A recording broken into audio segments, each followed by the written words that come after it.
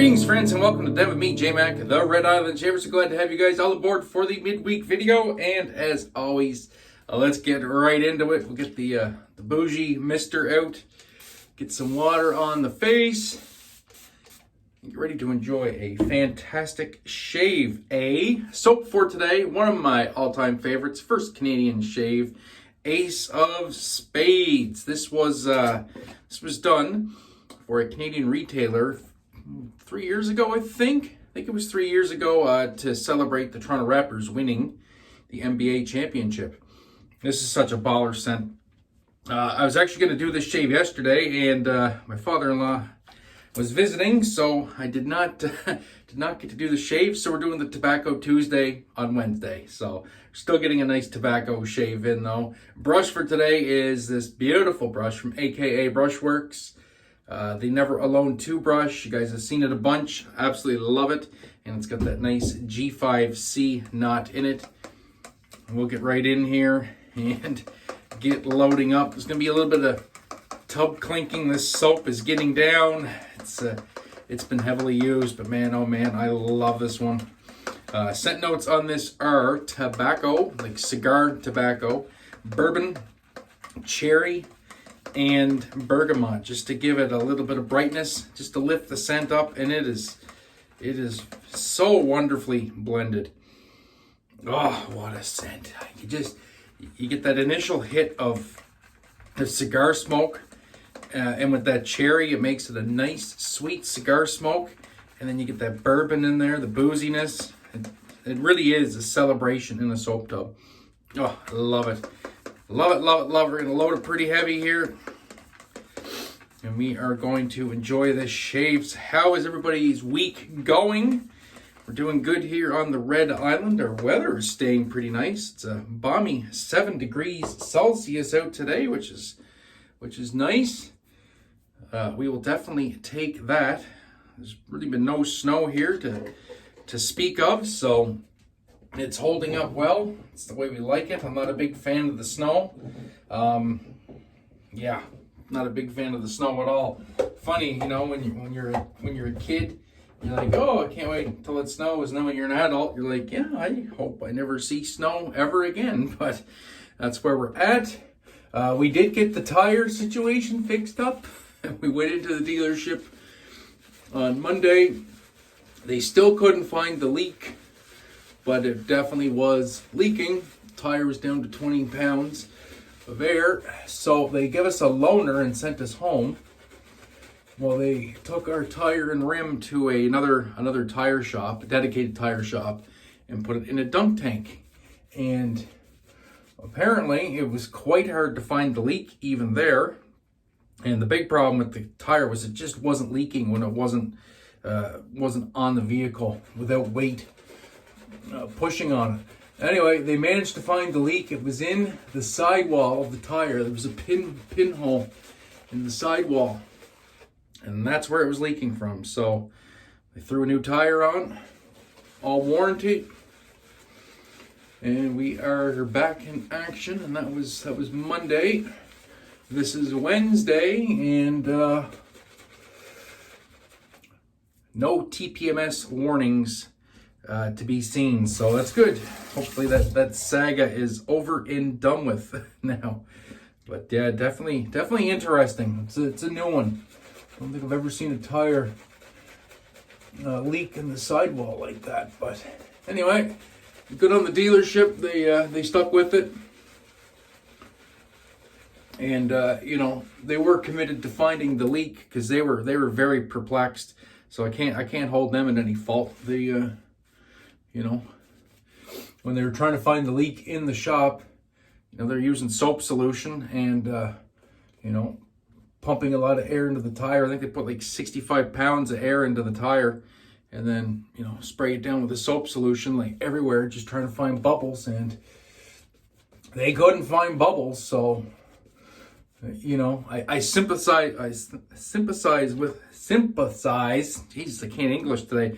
With them on that, because I mean, like, really, what else are you gonna do? That's kind of, you know, that's kind of the diagnostic trick, right? You pump a bunch of air into a tire and you spray it with soapy water and you look for the leak, and usually it presents itself. This one did not. So, you know, a little bit of a pain in the butt to have to go back and forth a couple times, but it is what it is, and they fixed the problem. And there we go. I think we're going to go with that for a lather. Very, very nice. Nice 10 strength on this too. Nice solid 6.5. My whole den just smells like cigar smoke and bourbon and cherry. It really is a fantastic scent. My wife really enjoys this one too. And we'll get the work area all cleaned up. Get ready to put a blade to the skin. Got the Karve. Christopher Bradley today is on deck with an open comb C-plate. I'm using the aluminum variant today. I have a People's Blade in here, the Jmac Super Iridium for BBS.live. Of course, it's the People's Blade week. I think it's the People's Blade week. I need to double check that. It's either One Blade week or People's Blade week or Iridium week or something like that. But I know I was tagged, and I got to double check that again. I'm just having a brain fart today. But yeah, that's what we're going with. One of my favorite combos, as you guys know. I have 8 DEs in the shave den right now. Each one has a Jmac in it. I do have my Focus Slim in here as well. It has a Vosshod. Once that Vosshod is used up, I'm putting half a Jmac in it. So theoretically, I have 9 razors in the den with Jmacs. I really do enjoy these blades. Although I do have some blade testing to do. Pete over at Hendrix Classics Company sent me some RK blades and some Statums. So I'm going to have to do some blade testing on those here. Maybe I got a couple razors that are just about due for a blade change. So once that happens, I will I'll put a I don't know, I'll do a coin toss and figure out which one I want to try first. Throw it in and see how that goes. But yeah, 2 days of growth. Definitely not a problem for the Christopher Bradley open comb. That was an incredibly smooth first pass. We're going to change things up a little bit today too. I'm doing a little bit of experimenting on my passes again. As you know, getting back into the straights, back into shavettes.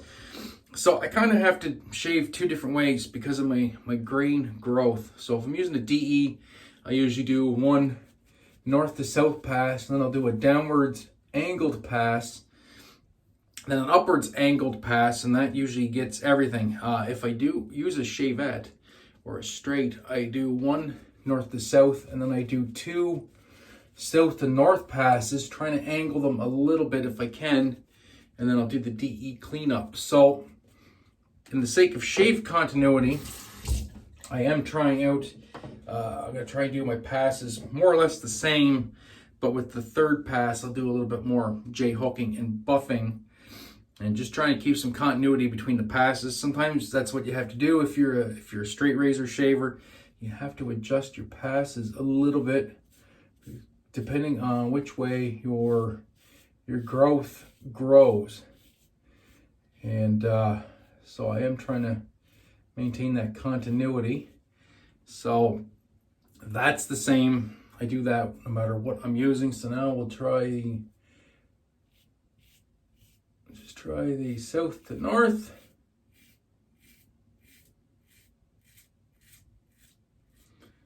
Right to about there. And this is where things get funny. My grain grows in my beard grows in 2 different directions here. Right under the jawline, it grows from the corner of my mouth to my ear, but down at the lower part of my neck, it goes from my ear towards my chin. Kind of weird. It's actually, my growth patterns are a straight razor's nightmare. They really are. If you're looking to get that BBS shave with just a straight,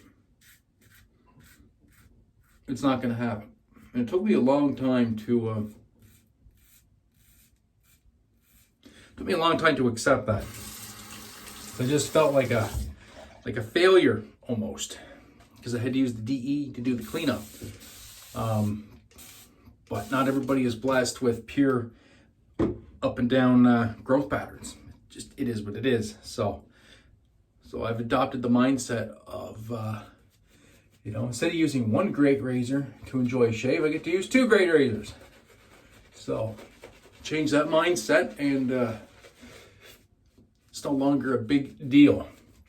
And man, this smells good. It smells really good.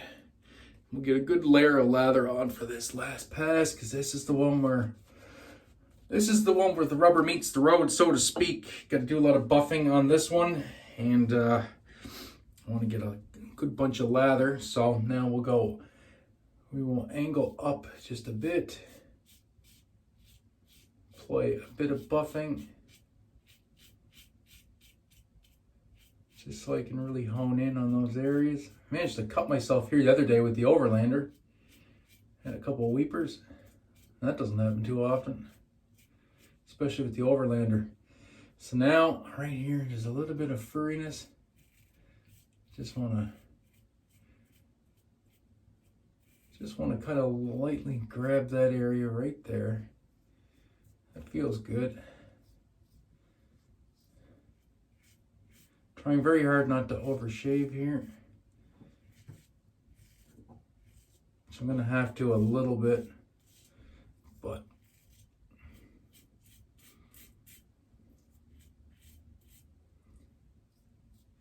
just kind of feeling for just a really prickly roughness. If there's just a little bit of roughness, I know that's just my skin, it's going to calm down.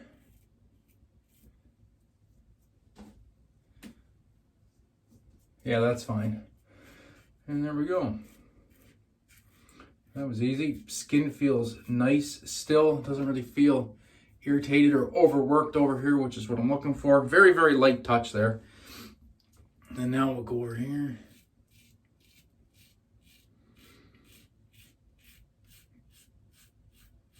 Always have to do a little bit of extra work on this side. The seat plate's getting the job done today though. And there's just a bit of roughness there. So now I try and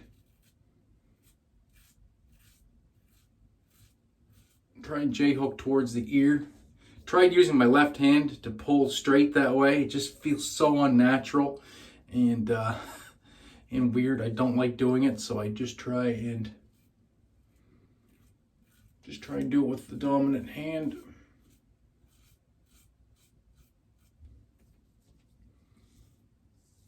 And yeah, I think that'll do it. Well, maybe not. Jesus. See, this is the part I don't want to shave over here too much, but there is a bit of prickliness.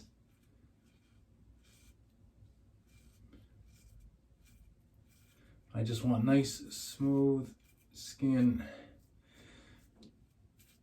It is cool enough to wear a hoodie, and if I don't get this area pretty good, then the hoodie just catches on those little stragglers and irritates the heck out of my neck. And then I get really cranky because I had a nice shave without irritation, and then I end up getting irritated by my hoodie rubbing on my neck, and that's no fun. So I'm gonna run a bit of water here, do a cold water rinse, and we'll get you guys on your way. Very quick rinse. I do like to keep some of the residual slickness from the soap on my face. That's a combo that works well for me. Like everything in this, in this hobby, your mileage may vary. For me, it doesn't irritate my face having a bit of soap residue, some of that slickness on there. So I can get away with that. If it does irritate you though, and you need to do a different post-shave routine, then by all means, you got to do what works for you. This method works pretty well for me. Just a quick little pat dry. And yeah, if I feel my face, it's still pretty slick. Just a little bit of roughness down here, but I think that will mostly go away on the dry down. That's what we're hoping anyway. So it's a work in progress, this new pass structure. And we'll keep working it out, and that's all we can do. Go with the Magic Splash. This is a beautiful splash. And yeah, so a couple little changes to the channel. Midweek, I'm going to do DEs. At least that's the plan. And then on the weekend, that's when we'll break out the straights or the shavettes. Just need to keep those skills up. Need to keep using them more. So, and I like to try and bring a little something to everybody here on the channel. I like to be at least halfway proficient in all the different shaving implements. So I think that's what we'll do.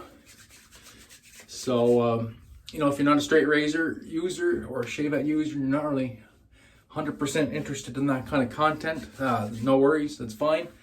Just keep in mind that I'll be doing that on the weekends, and then the midweek we'll play with the DEs.